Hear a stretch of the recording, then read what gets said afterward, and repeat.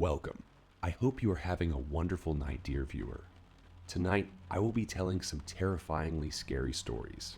Make sure to leave your feedback on the comments so I can make this the best experience for you. And if you have any stories you would like me to tell, you can send them through the link in the description. Let's begin.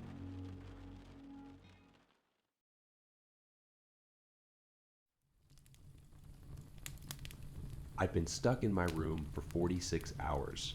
Yes, my situation is exactly as the title suggests. Although my family has a history of paranormal activities, I never thought that I would be in this situation. Let me start by explaining how I ended up here. The last thing I remember is being on a Discord call with a group of my friends. While one of them was talking, I heard my doorknob start to rattle, slowly and calmly. It went on for about 10 minutes before pausing, but then it started again, this time with more intensity. Eventually, I told my friends that I had to go because I was hungry and hadn't eaten in a while. I left the call, but as I approached my door, the rattling stopped. I hesitantly tried to open the door, but it wouldn't budge. I tried for an hour before giving up and sitting down on my bed. I wasn't doing anything or even moving. I just sat there, staring at the wall. While I was lost in my blank stare, my phone began to ring. Ding. Before I could even answer it, the ringing stopped, but then I received a message from a friend asking if I was okay.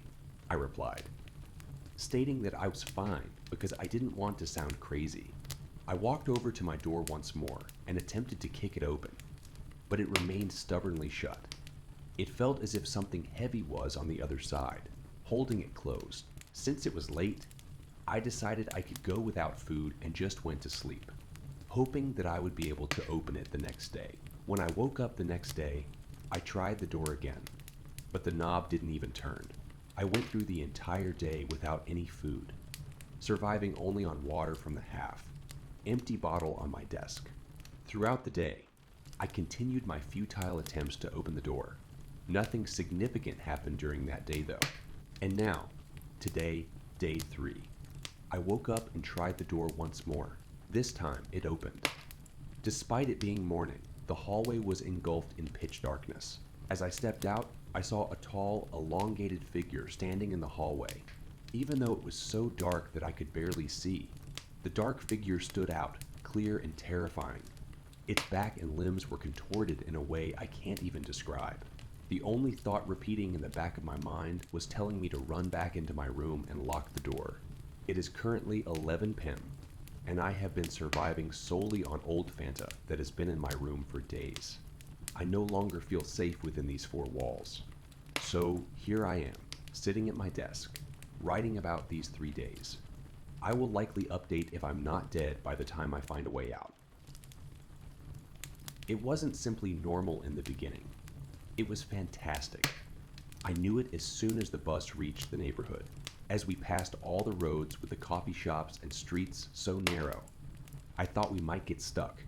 The apartment I looked at was rather small, but enough for me and most importantly cheap. My workplace was only a 20-minute bike ride away, but I would never go there. Everything seemed right, and I immediately signed the contract. I moved in a week later. The best argument was that it felt like home. I'd recently gone through a rough breakup and some other stuff. I needed a fresh start, and this was the perfect place for it.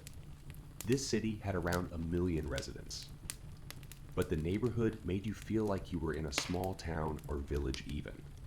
Very rustic and charming, and with all sorts of quaint traditions that my neighbor Linda would teach me. The apartment came furnished, so I only had to carry in some boxes, which I decided to do on my own. I knew it was time for me to become independent. Linda greeted me as I walked in and took the box I was holding from my hands. "Oh, you don't need to do that. I got it," I smiled at the old lady. "Nonsense. We are neighbors and neighbors help each other. I'm not rotten yet, dear." "Oh, no. I didn't mean..." I paused and smiled instead. If she wanted to help, I'd let her help. Having a good relationship with your neighbors is always important, as they can make your life hell if they want to. Besides, She stopped helping after the first box. She sat down at my kitchen table and watched me carry the rest in. After I brought in the kitchen boxes, I made us some tea. Moving my boxes to the second floor took me less than an hour. So I sat with her and chatted some more. That's when she told me about the first thing I had to do in the new neighborhood. All right, listen, dear. After you've settled in a bit, you get a long branch from a tree. You can buy it in one of our flower shops or get a fallen one from a real tree. After you remove all the leaves, you write your name on it and glue the branch to the door. The neighbors who wish to do so will. Write you little letters or glue small presents to the branch. I'd never heard of anything like it, but it sounded sweet. After walking through the streets for a day, finding a grocery store, a pharmacy, and of course the flower shop, I noticed a few things. For example, many of the houses had at least one window with black glass. It made little sense to me. Why not simply use a curtain? But I would ask Linda about it later. Everyone was insanely friendly. People waved at me and smiled as soon as they saw me. A young woman with a little boy in her arm even came up to me and asked if I'd put up my branch yet, as she had a present for me. How do you know? I started asking and she immediately interrupted me. Oh, I'm a friend of Linda's. And, well, word travels fast here. I smiled. Well, you don't need to get me anything. I already feel very welcome. Everyone is so nice. My name is Myra, by the way. I extended my arm to shake her hand. I know. She looked at my open hand for a moment, but didn't reach for it. You know, we have another new neighbor just on the street, a young gentleman named Julian. She pointed at an old narrow house across from us with a branch taped to its door. I should get going. My other son is home alone. It was lovely to meet you, Myra. Welcome again. I decided to have a look at the new guy's branch to get an idea of what I was to expect. People had glued some notes on it. Some said welcome or nice to have you here. Others were more strange. Count yourself lucky. Welcome to hell. I reached for some of the presents when my hands touched something weird and slimy. When I saw what it was, I instinctively jumped back. An eye. I can't say if it was human or from an animal, as I'd never seen one out of its socket. But it definitely looked real. No matter how much I rubbed my hands against my pants, I couldn't get the feeling off. That's when I noticed a guy watching me from a window next to the door. He said something which I couldn't hear through the window, but he looked angry. I got ready to leave quickly when the door opened. Wait. When he passed the branch, he looked at it with disgust in his face. Are you Julian? I asked. He nodded and came dangerously close. I couldn't help but notice that his eyes had the same brown color as the one I'd just touched. You're new, he said. Yes. I looked around and tried to think of a reason to leave. While he looked normal, nice even, he was giving me an off vibe. He came even closer and started whispering in my ear. It's too late for me, but you should try and leave. I stepped back. Yes, I was just about to. See you. No. Leave this neighborhood. Try and see if you can. Most of us get stuck here. Now I was getting really nervous. Listen, buddy, I really gotta go and... Do you remember your life before coming here? I laughed. What kind of weird question is that? Of course I remember. That's good, I guess. He got a pack of cigarettes out of his back pocket and offered one to me. I shook my head. From the things he was saying felt as if he was scared of something. But he spoke in such a calm way. Do you see the window above mine here? With the black paint? They have someone trapped in there. He cries all night long. The other day, I went up to check on the people there. I really shouldn't have. Why? Now I was really asking out of curiosity. It's hard to explain to normal people. They're broken humans, or something like that. He was talking like a crazy person. But the weird thing is that he seemed really genuine. Maybe a little traumatized. Okay, listen, I was speaking with a really loud voice now, and people started looking out of their windows. No, you listen, Julian interrupted me again. Is there an attic in your house? Or a basement? If there is, you might want to look at it. Or not. Might be better to stay delusional. Makes it easier. I just moved here and had already met 3 eccentric neighbors. Still, nothing could have prepared me for what I was about to discover. The following afternoon, I went down to the basement of my house. The door was locked, but one of my keys fit the lock, which eased my mind a little. There couldn't be anything that bad, waiting for me if I was allowed down there. In reality, though, it was absolutely horrific. Linda simply didn't care if I saw it. When I opened the door, I looked into the darkness, but quickly found a light switch at the top of the stairs. Still, the light was quite dim, and it took my eyes a bit to get used to the light. The basement was one surprisingly big room, twice the size of my apartment, and filled with at least a dozen fridges. The big ones that you see at the supermarket with glass tops, and inside of them were organs. I almost wished that this was about organ trafficking, but it got so much worse. I walked up to one of them and inspected it. There was a heart inside which, I swear, was beating. And yes, I realize that's impossible, but that's not even the worst part. The heart had all these flesh lumps, some small and some really big. My stomach started turning and my brain was shouting to get the hell out when I heard someone coming down the stairs. Not everyone comes to live here. Some come to die, I heard Linda say. She laughed when she saw my frightened face. Oh, not you, dear. You belong here. I was freezing and sweating at the same time. I don't understand. Why? Are they growing? Well, humans sometimes die, and when they are still fresh, we take whatever we can from them. We can make new ones out of the individual parts. She grinned like a proud child. New ones? New humans. My stomach kept turning. I wouldn't be able to keep it in for long, but I also didn't want to puke in the room of growing organs. I had to look away. But how? She frowned. There are many different ways to make a human. It's not all sex or science. We make sure all conditions are right, and then we pray. We do it our way, the way we were taught. I swallowed. Taught by whom? She rolled her eyes as if I just asked the stupidest of questions. The one who takes care of all of us. He is our leader and the leader of many more communities. Don't worry, you'll meet him soon enough. That's the last thing I wanted. This was entirely and absolutely absurd. But she seemed so sure. This woman was insane. She probably killed people and experimented with their organs. Of course, no humans grew out of that. I knew I needed to get out of here, but I couldn't let her see how freaked out I was. So I kept asking questions. But how does it make sense? You kill one person and make a new one out of them. Why not use existing people and this way we can make more? A brain makes a new one. A heart makes a new one. And so on. The more substance we have, the more different creatures we can create. They all serve different purposes. You see that by their looks. Some look just like you and me. Others are far more uncanny. One made out of hearts or livers. Don't ask me why. But don't worry. We keep them hidden. She shrugged. Anyway, you don't need to know every single detail. You know, I almost feel like you're using me. Pressing information out of me because you know I am lonely and like to chat. It is very cheeky and manipulative. I don't like it one bit. Being used? No. I'm just curious, that's all.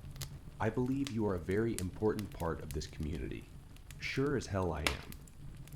She looked away, but I could tell that she was slightly flattered. You know you don't need to act all high and mighty just because you forgot. Forgot what? Linda smirked. That you came to life here, grew out of a magnificent brain, one that our leader brought us himself.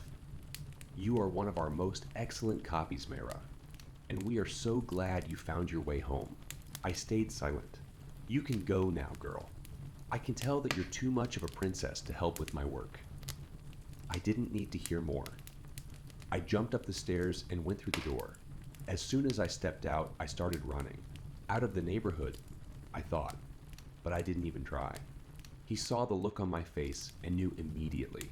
You can't leave. Not as long as they don't want you to. Yeah, figured that one out. I bit my lip and looked around. I almost didn't dare to say those next words. Is it odd that I don't feel bad about that? I mean, I kept trying to get out, but when I couldn't, I wasn't really disappointed. It's like I belong. I know, he interrupted me. I feel the same way. I don't know what to do. In the past 72 hours, my life has been turned upside down. Our family has been thrown into chaos. My wife is missing, and I fear she'll never return. Let me start from the beginning. My wife and I started playing hide and seek with our 2 young kids. However, they're a little too young to hide effectively. They always hide in the same spot every time. So we found it's more fun for one of us parents to hide, and then the rest of us seek. I've hidden from my wife and kids just by standing completely still in the corner of a dark room. It's amazing how our brains are programmed to see things that move. My wife gets a little more creative, but it's hard for us to do anything too elaborate because the kids are not very cooperative in waiting for us to hide. On Tuesday evening after work, we decided to play. My wife decided to hide first. I counted down from 10 with the kids holed up in the downstairs office. Ready or not, here I come. The kids bounded out of the room like wild dogs. I followed slowly, trying to get a sense of where my wife was hiding. I'd often try to figure out what room she was hiding in first, to gently guide the kids so that we wouldn't find her too soon, or spend too long looking for her. I saw her when I entered the living room. She was crouched behind the couch. I could see a bit of her elbow poking out from behind the upholstery. The kids walked right past her, too intent on checking the kitchen. I waited for them to return. As they walked back in and rounded the couch, I waited for them to squeal in delight. Except they didn't. Confused, I approached the couch. She wasn't there. Maybe I'd just seen a tag or something poking out. Or maybe she'd moved her hiding spot. Wouldn't be the first time. As I said, she's more creative at this than I am. So we moved on. We checked all the usual spots. Underneath the shelving in the garage, behind the kitchen door, even in the lower kitchen cabinets. She wasn't in any of those spots. Maybe she went upstairs. I hadn't heard her go upstairs, but she can creep pretty quietly. I walked along the hallways. The kids in tow. Jesse, I called in a sing-song voice. We're going to find you. Gotcha. Our bedroom door was open, and there was a long, Jess-shaped lump under the covers. Let's check Mom and Dad's bedroom, I said to the kids, pattering footsteps as they charged behind me. I reached for the light switch, flicked on the lights, then grabbed the hem of the comforter and yanked it off. My heart dropped. The bed was empty. I stared down in confusion. It must have just been bunched up weirdly, but I could have sworn it looked like a person under there. The rough shape of someone in a fetal position, legs bent, back curved. I backed out of the room. The kids and I went downstairs. Jess, I called out.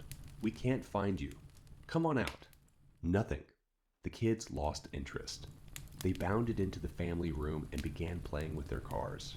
I was about to call out to her again when I noticed the chain of the basement door lock was disengaged. As I approached, my heart hammered in my chest. I knew she was waiting on the other side, waiting to jump out at me and give me a heart attack. She'd done that before. I took a deep breath and swung open the door. She wasn't there. Damp air wafted up from the basement. I clicked on the light. Jess, I called out. No answer. The kids aren't playing anymore, I called down. And you shouldn't be hiding down there anyway.